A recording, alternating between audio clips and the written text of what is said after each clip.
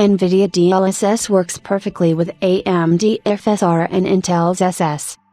NVIDIA announced that DLSS 3 will have the ability to generate whole frames when it announced the RTX 4000 series graphics cards.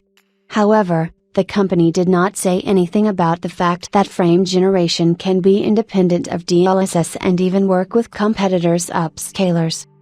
When testing Spider-Man Remastered, the Igor's Lab team noticed that there are several strange options in the game settings: enable frame generation without enabling DLSS and pair frame generation with AMD FSR and Intel's SS. Igor's Lab contacted NVIDIA directly to find out if these options should be included in the game. NVIDIA confirmed this and explained that frame generation works separately from upscaling, but added that DLSS 3 technology is optimized to work with it.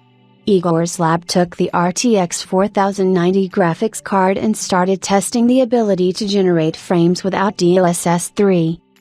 Combined with an Intel i9-12900K processor and running Spider-Man Remastered at maximum image quality settings in 4K mode, the RTX 4090 card achieved 125 frames per second. With DLSS, FSR, or ZSS enabled, the game showed performance of up to 135 frames per second. With frame generation enabled, but no upscaling, the frame rate jumped to 168 frames per second. And up to about 220 frames per second with DLSS and FSR enabled. ZSS lagged a bit, producing only 204 frames per second when working in tandem with frame generation. The Igor's Lab team also tested the impact of frame generation with other DLSS, FSR, and ZSS quality settings, and the result remained the same.